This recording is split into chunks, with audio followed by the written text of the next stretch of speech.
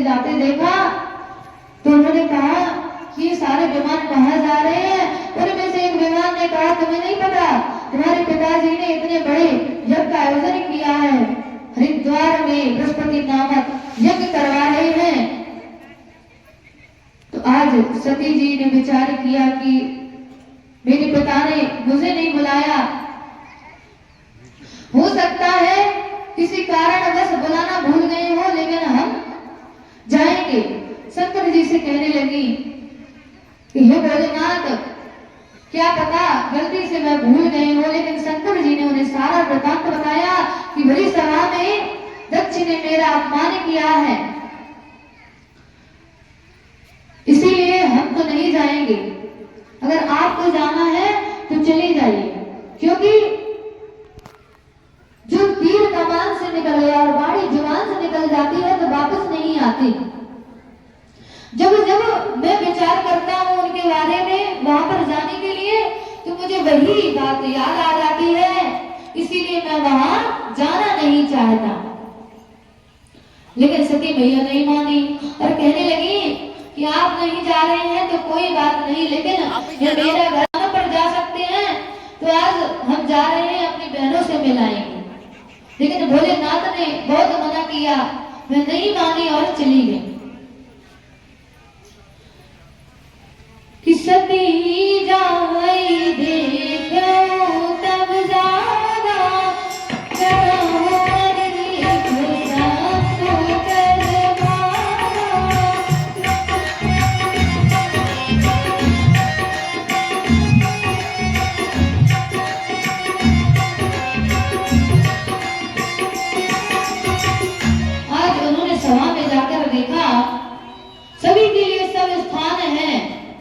लेकिन उनके लिए कोई स्थान नहीं, उनके पति के लिए कोई स्थान नहीं है।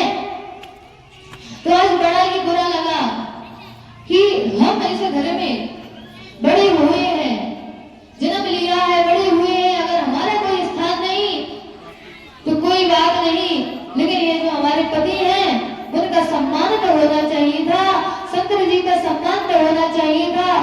कहते हैं शिव जी का यदि नाम ले दो वह कल्याण करने वाला होता है। तो यहाँ पर सभी लोग शंकर जी की निंदा जो है सुन रहे हैं, देख रहे हैं, फिर भी कोई कुछ बोल नहीं रहा। उन्होंने कहा सुनो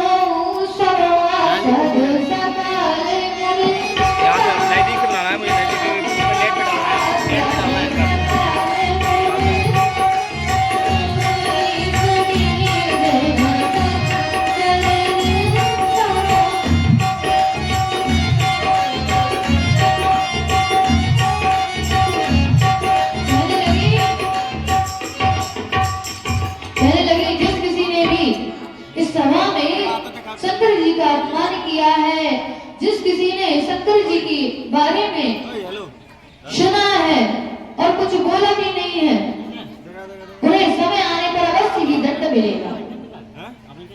क्योंकि शिव का नाम होता है कल्याण करने वाला, और उनकी ही बुराई तुम अपने कानों से श्रवण कर रहे हो। ऐसी जगह से दूर चले जाना चाहिए।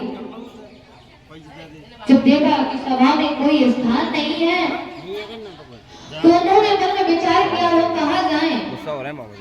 स्त्री के दो घर होते हैं, एक आप घर, एक बाप घर, एक अपना घर। जब विवाह हो जाता है तो पति के यहाँ रहती है, विवाह नहीं होता तो पुत्री बनकर अपने पिता के घर रहती है। लेकिन पिता तो देखो, पिता ने अपने अभिमान में मेरे पति को ही नहीं बुलाया। ये कैसे पिता है? और मैं यदि शंकर जी के पास जाती हूँ, वह मेरा स्वागत करेंगे, आ दाक्षायणी मेरा तुम्हारा स्वागत है, वे अभी भी कहेंगे हाँ दाक्षायणी तुम्हारा स्वागत है, लेकिन अब मैं वहां नहीं जा सकती क्योंकि मैं उनका विरोध करके यहाँ तक आई हूँ। और यहाँ पर दक्ष जी को देखो, आज मेरे पिता मेरे पति का कोई सम्मान नहीं कर रहे। उन्होंने कहा कि अब मैं वहां जा नहीं सकती और यहाँ पर रह नहीं सकती। आज उन्होंने कहा कि मैं अपने शरीर को ही भस्म कर लेती हूँ, कि मैं दक्ष की पुत्री हूँ, दक्ष से जन्मी हूँ, इसीलिए मैं शरीर को भस्म कर लेती हूँ। योग अग्नि के माध्यम से अपना शरीर भस्म कर लिया। अस कही जोग अग्नि तनु जारा, भयू सबल मत हाहाकारा, पूरी सभा में हाहाकार मच गया। सभी देवतागण उठ गए,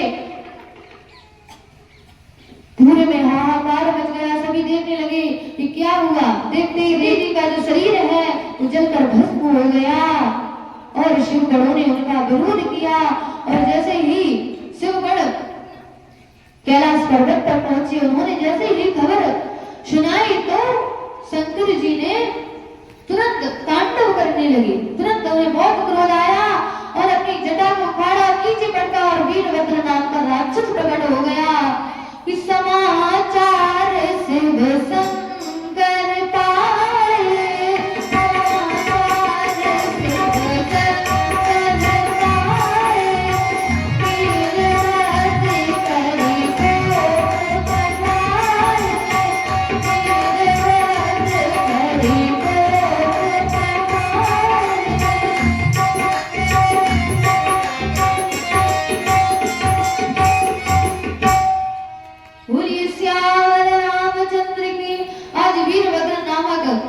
जो राक्षस था उसने जाकर सभा में जाकर विध्वंस कर दिया। और शंकर जी ने भी जिस प्रकार से जिसने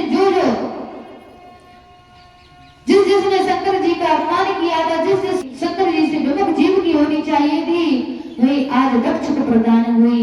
बोलिए शंकर भगवान की। आरती का समय हो गया है, उससे पूर्व एक प्यारा सा भजन और अपनी वाणी को विश्राम। यहाँ आए वृंदावन नगरी से तो एक तो प्यारा सा भजन बाकी बिहारी लाल के लिए कि मेरा एक नजर यूं देखना, कि मेरा एक नजर तुझे देखना, किसी बंदगी से कम नहीं। करो मेरा शुक्रिया मेहरबा, तुझे दिल में हमने बसा लिया। आप इस तरह से होश उड़ाया न कीजिए, कि आप इस तरह से होश उड़ाया न कीजिए। युवन सवर के साथ